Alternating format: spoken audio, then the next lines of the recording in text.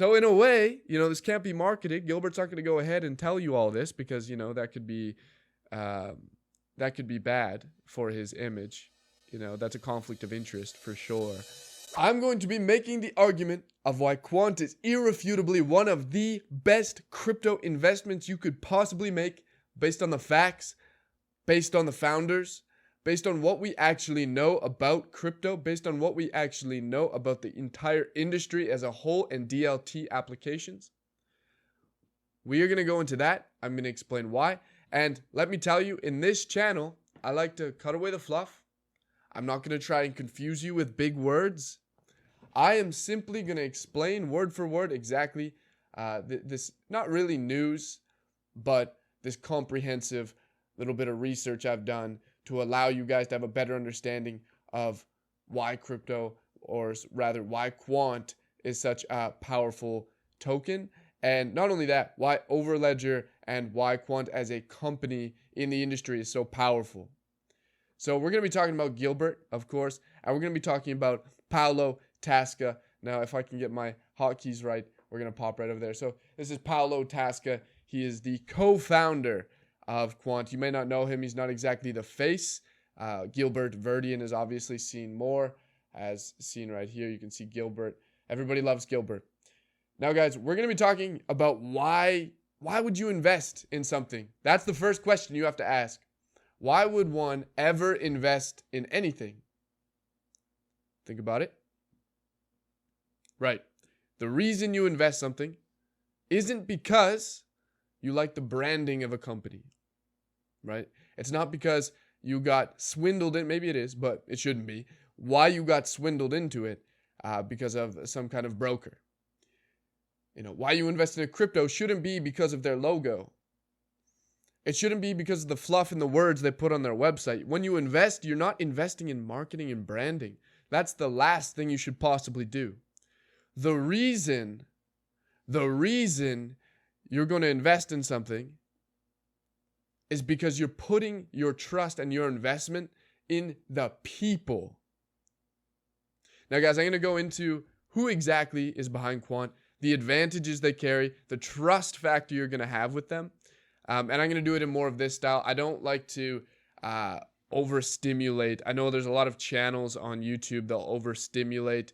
They'll put stuff in your face. They have the camera constantly moving in and out to try and keep your attention because of everybody is so low attention span. But if you just want to put me down, do work, whatever you're doing, put your AirPods in, however, I like that. Do that. I will have stuff on the screen, obviously, over here. If you do want to see, if you want to be a little stimulated, if you're a visual learner, go for it.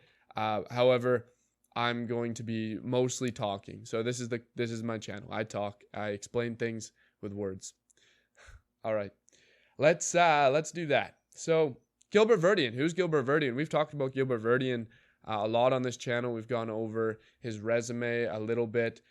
We've glanced over. I'm going to be doing more comprehensive look at what he's done in the past. And, I cover Quant. I love Quant. Quant's a great coin. Quant's a great company. So I cover a lot of Quant. But here we are with Gilbert Verdian. I will do a comprehensive look at everything on his resume. But for this video, it's not my main focus. And so I'm going to be focusing here on what he's done. Just briefly. Let's take a look. So in all of his experience, you guys can see just going through this short list here, which doesn't cover everything comprehensively on what he's actually achieved.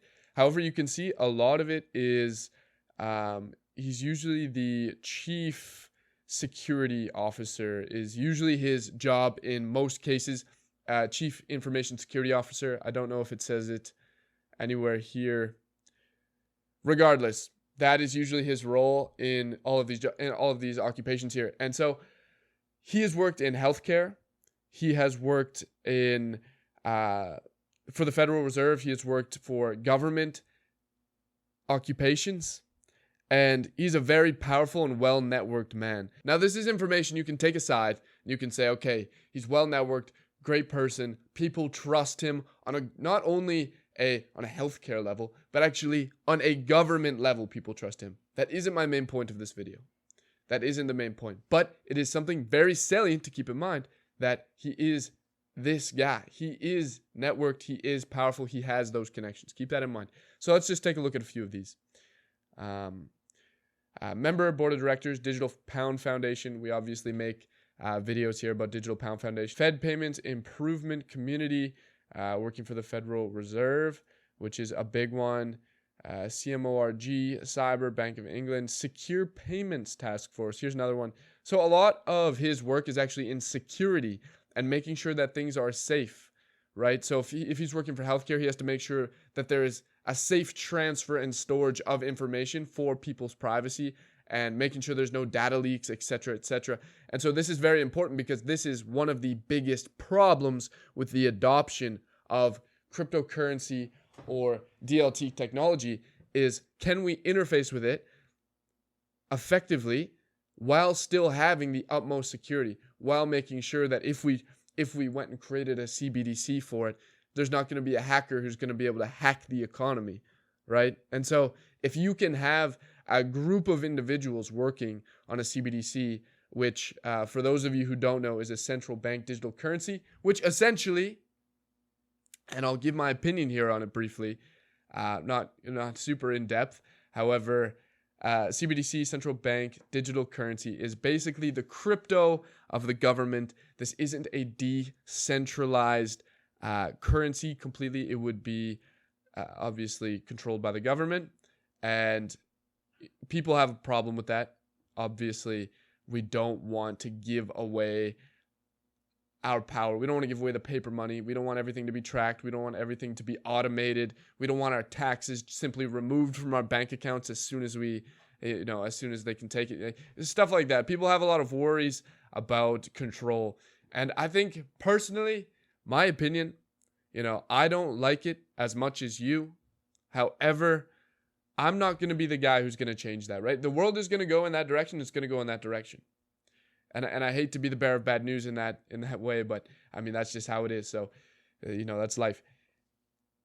What we're talking about here is a person capable of not only creating, but being a part of the actual CBDCs that will be in our world. And he is more than capable, already working in all these industries, right? And that is where Quant is headed. As you guys know, Quant started as the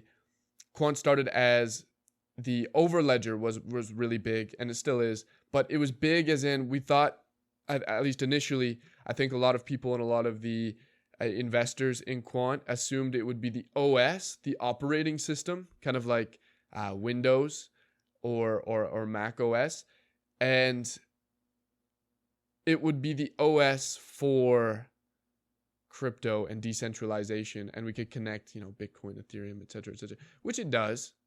But I think the direction Quant has really gone from there is very corporate, very industry related, very B2B. We're not focused on consumers. We're not focused on DeFi. We are focused on making sure that industry has safe, secure use of crypto and blockchain and DLT technology. And not only are we going industry like banks, because obviously Quant has invested or rather partnered with SIA, which has connections with over 570 banks, some of which are probably utilizing Overledger. And that's a whole other discussion, talking about how Quant leaves us in the dark for a lot of actual in-depth information. However, that's because they're focused B2B. Now, we're getting caught a little bit off track here. However, the point I'm trying to make is Quant is really shifting into the market of CBDCs on a government level, not only with the banks and industry and finance, but going up to government level, and potentially can build the future of finance in the economy. And this is why I have invested so much time into looking into Quant. This is why I've invested my own money. This is why I have done what I've done with Quant. Now, to carry on with this video, I just want you guys to know I'm not a financial advisor. Take everything I say with a grain of salt. So before we go into a little bit more depth of what Gilbert has done, we're going to go take a look at Paolo Tasa. This is the co-founder, and now currently he is the advisor for Quant. So who exactly is Paolo Tasa. Let's take a look here. So here is the main argument for Paolo Tasa. Dr. Paolo Tasa is a sought-after advisor in blockchain, CBDCs, and Web3.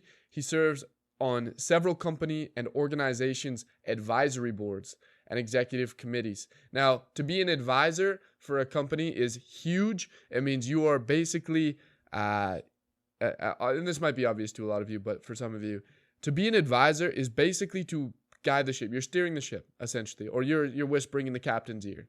And so just take that into consideration when we go through these companies. We have Hedera Hashgraph. Obviously, I've worked with Hedera a little bit. Ripple. Obviously, you guys know Ripple. INATBA. And the International Organization for Standardization, ISO. Now, here is something crazy. As you guys know, or maybe you don't, Gilbert Verdian has developed the TC307 ISO standard. And let's go into what ISO is first, and then we'll talk about that. ISO is a standard creating organization, and they build standards on an international scale. And so if ISO writes a paper, sets a bunch of suggested policies and regulations and standards that an industry should have. That could be anything from farming, agriculture, environment, to construction, to communications, international communications. It can be anything. So ISO is, as it says, the International Organization for Standardization, which is funny, actually, because it's ISO and it's International Organization for Standardization. Fun fact, it's not actually an acronym. ISO is actually a close relative to the word isos or isos, which is a Greek word for equal. And so in other languages, it is still ISO. But yeah, it's not an acronym, but it's close. It should have, they could have went International Standardization Organization. But anyways, whatever. Sorry. Let's continue. ISO makes standards for the world on an international level. They make standards. And so there are standards, like as you guys know, ISO 222. You guys are probably more than familiar with that. I mean, if you're into quant, you probably know a thing or two. And if you don't, I will have videos for you in the future. Otherwise, if you don't, welcome. This is ISO. ISO makes standards. Gilbert Verdian and Paolo Tasa made ISO TC307, which is an interoperability standard for DLT technology, which is super exciting because they are not only both working hand in hand with ISO, who makes standards on an international level, but they also both work in multiple industries which are related to policy, regulation, and standardization. And so the funny thing, and this is the main point of this video, is to demonstrate to you how Paolo Tasa and Gilbert Verdian have so much power not because they have good branding, not because they have good marketing, and not because of some other, not because of even really who they know. It is because they are sitting in seats of advisory and creation of standards, regulation, and policymaking. And so if you are working on a coin, on a cryptocurrency that's root cause is for interoperability and to connect everything, which is the natural order. If we have any industry at all, as it progresses, it's going to become more integrated and more interoperable so the world can create in this thing, right? If we don't have this interoperability, we're in the early stages of whatever it is. That could be, imagine the internet before standardization, before people were like, oh yeah, we're going to have, these IP addresses and we're going to be able to, imagine houses before they had addresses. Everybody was just like, oh, it was all willy-nilly. Nobody really knew how to mail anything. But as things progress, things get standardized, blah, blah, blah. Quant is a coin that revolves around interoperability. And Gilbert Verdian is on multiple boards and committees, as well as Paolo Tasa,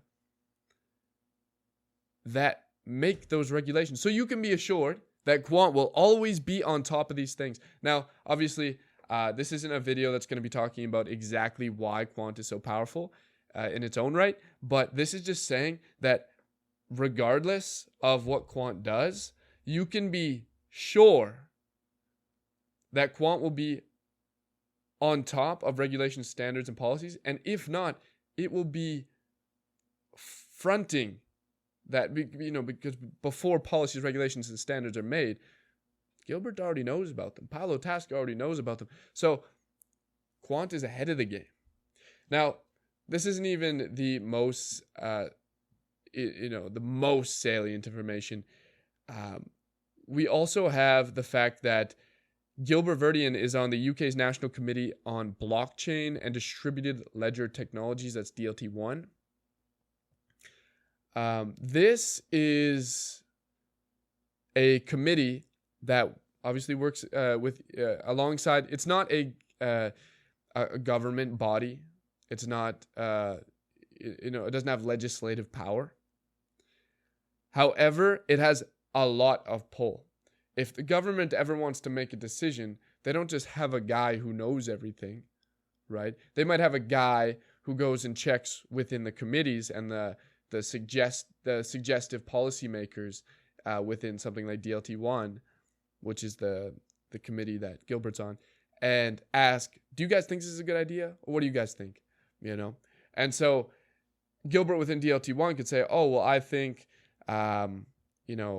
this interoperability solution that Quant has is actually a great solution overall for all crypto. And I think all crypto should follow this. And now all of a sudden, everybody has to follow Quant. Now, this is kind of controversial, right? This is kind of controversial because now Gilbert is kind of has this inside power, not only within, having a large capital in Quant, and having many investors in Quant and being very powerful in that right, or having worked for government bodies, but rather he works for government bodies or has leverage with government bodies that are creating the policies for crypto. So in a way, this can't be marketed. Gilbert's not going to go ahead and tell you all this because, that could be bad for his image. That's a conflict of interest for sure.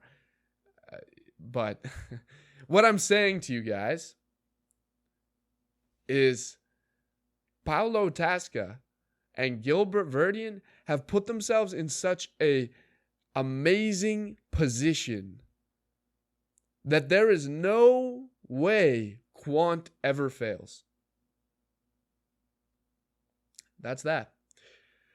So this was more of just a brief informative video. I don't know how long it's going to be.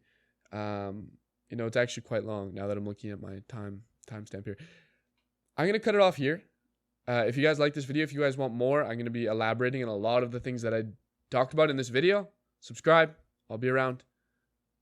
Have a good day. And, keep in mind, think about this. Think about Quant. Because, like I said, the government's going to do what the government's going to do. If you guys don't like CBDCs, I don't know what to tell you. Anyways, guys, thank you for watching. I'll see you in the next video.